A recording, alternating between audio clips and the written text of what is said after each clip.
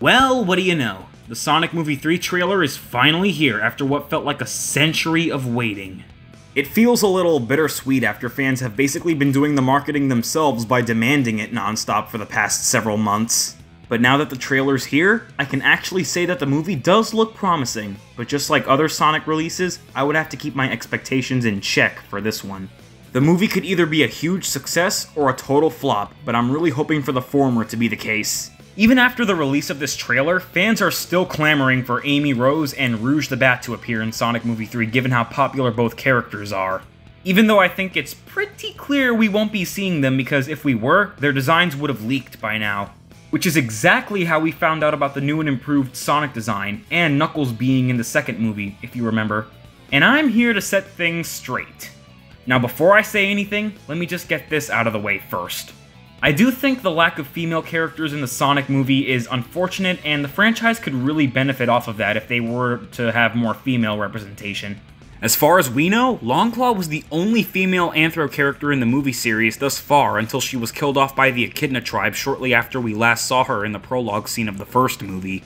I'm sure if there was going to be more female representation in the movie, these two would definitely get the job done in the best way possible. As a matter of fact, I used to be among the folks that were constantly requesting these characters, but over time I started getting more realization on why they shouldn't be included. Now the trailer pretty much confirms that we won't be seeing them, unless we get a post-credit scene which you know for a fact this movie is gonna have. And there's no way they're saving them for another trailer or the final movie. But now let's get into why I don't think Amy or Rouge are hugely required for Sonic Movie 3. The most obvious reason being that this movie is already trying to cram a lot of characters and story just from our first glance at the trailer. This was also a bit noticeable in the second movie with the whole wedding scene along with establishing the lore of the Master Emerald, Echidna tribe, and such. Movie 1 didn't really do much, since it was basically testing the waters and providing some world building so the franchise could build upon that. But I'm pretty sure most of the praise came from the fact that Paramount actually listened to the criticism given for the infamous ugly Sonic design. Still can't believe the movie franchise is the way that it is now after the first movie was almost a complete dumpster fire thanks to the original design. It almost makes me wonder how Tails, Knuckles, and Shadow would look like. Sorry, I'm getting sidetracked. Of course, the movie is going to want all the viewers to give Shadow most of the attention since he's the more essential character. Plus, I think the cinematic universe could do with giving more screen time to Tails and Knuckles since they sure as hell become more involved with the events that occur here. Obviously, Tails needed to be introduced since he's Sonic's #1 companion, and Knuckles was needed to help keep things more related to the games. As for Amy, despite being a fan favorite for a huge amount of people, she doesn't exactly have much to work with. Yeah, she can stand alongside Sonic and crew and have her infamous crush on him, but that's really it. Unless the movies decide to one day go as far as to give Amy even more personality like how most recent Sonic games like Frontiers have been doing. Besides, if there's one thing we know for certain, it's that Sonic 3 is definitely not going to mimic SA2's story scene by scene and word for word. And to anyone actually expecting that, do me a favor, stop embarrassing yourselves and setting everyone up to be disappointed. Gerald still being alive doesn't make any sense though, since he's obviously supposed to be dead, so here's hoping they have an explanation for that, like time travel or what have you. And if Amy was going to be in the movie, you can't tell me the general audience will care nearly as much as they did when they saw Shadow in the post-credits scene for movie 2. Amy herself didn't really do much in SA2 to begin with, and most of the things she does could have easily been done with the other characters, and the story overall wouldn't have any difference. Amy uses a swiping card to let Sonic out of his jail cell on Prison Island. Tails could have done that. Although her having a talk with Shadow on the Space Colony arc, I can understand, but I'm still convinced that nothing would change depending on whoever talks to him. The Sonic X episode that literally copied everything from Sonic Adventure 2 further proved this, with Chris being the one to reason with Shadow. Ugh, this just made me remember why I hate Sonic X so much these days. I'm surprised Rouge wasn't the one to get Shadow to help Sonic and Co out. Speaking of which, Rouge definitely has a lot more to work with, seeing as she's obviously Shadow's closest friend. But let's be real, we all know why you pervs want Rouge to be included in the movie universe, and to that I say, keep your pants on and grow the hell up. Aside from that, if Rouge were to show up in the movie, what purpose would she serve initially? The most obvious answer being that she would work for GUN, which is the name of the Government National Defense Forces seen in the games and movies, but from what I've seen, the company seems to be more than enough on their own in the movie. I'm guessing they would do something similar to the 11th episode of Sonic X Fly Spy, where they set up a gem trap to capture her, but instead have her become a government agent and join the team. But keep in mind, Sonic X was a TV show, and Sonic Movie 3 is, well, a full-on movie. So for a 2-hour or however long film it'll be, it would be a massive chore trying to cram all of that into a movie that anticipating. And Sonic, Tails, Knuckles, and most likely Donut Lord and Pretzel Lady are already working for Gunn as we see, which further proves the point of Rouge having nowhere to fit in here. Definitely not Sonic Adventure 2 the movie we're gonna be watching, but to me, I think that's completely fine as long as they don't mess this whole thing up.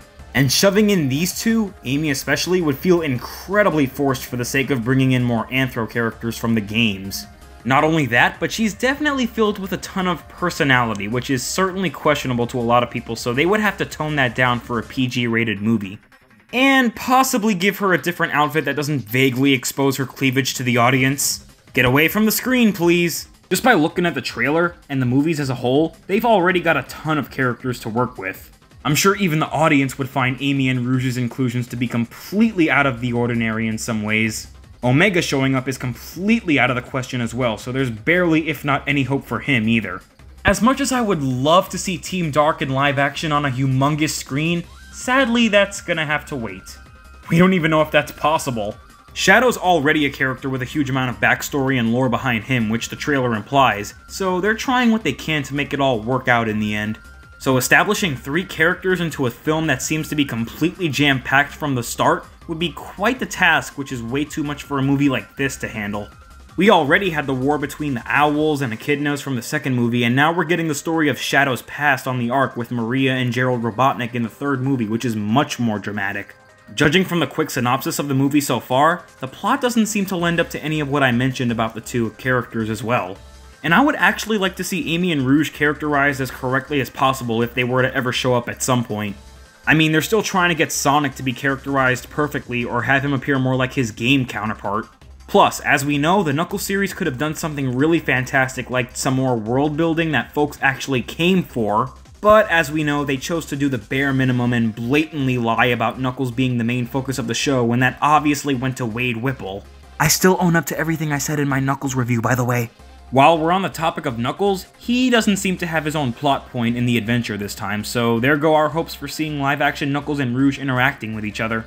Here's another obvious question. If Amy and Rouge were to actually show up in these films, who would voice them? I can't exactly say, but I'm betting it'll be another famous celebrity that may or may not actually fit the characters that they're voicing.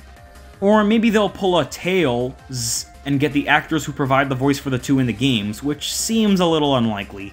But I'm not sure I would want to hear Rouge's current voice actor speak after this news has been circling around for quite some time. Either way, I can understand how them not appearing can make you upset, but what I don't understand is for people feeling the need to throw tantrums about it and say shit like, they don't care for the female characters, or Paramount is sexist. Like, my god, is that what copium feels like? Well, don't worry about it, because you might get your chance eventually.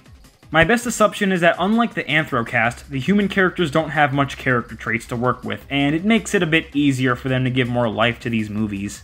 And I just don't want Paramount to get the wrong idea by thinking we want more human characters in the movies, even though that is not even close to what we're asking for with these films. But I just find it funny how people want more human characters in the games, and people want more Anthro characters in the movies. And from what I've heard, Movie 3 most likely won't be the end of the Sonic cinematic universe, since there are talks of more movies in the works, alongside Shadow getting his own spin-off series as well. To end things off on a high note, I think I'll go over some of the characters I would like to see get featured in the movie universe if they're to actually expand beyond Movie 3. Amy, Rouge, Cream, Big, Chaos, Silver, and the Chaotix. There are much more than that, but I feel like I've already gone ahead of myself here. We're sure as hell not seeing any Chao, which I can certainly do without because the thought of a real-life Chao existing makes me uneasy. But it's massively strange how we haven't even gotten Metal Sonic yet. Hopefully we'll get another post-credit scene, but I don't know how you can make one that's even more grander and exciting than the last 2. So overall, Amy and Rouge are without a doubt not appearing in the main cast for Sonic the Hedgehog 3, but I wouldn't let go of our hopes just yet because knowing the franchise, they have a whole lot of opportunities. But at the same time, this franchise is also notorious for its weird/bad decisions at times. Oh well, we'll see how it all plays out from here. But let me know what you think in the comments below. But with that said, thank you guys for watching, comment, like, and subscribe if you enjoyed, and have a nice day.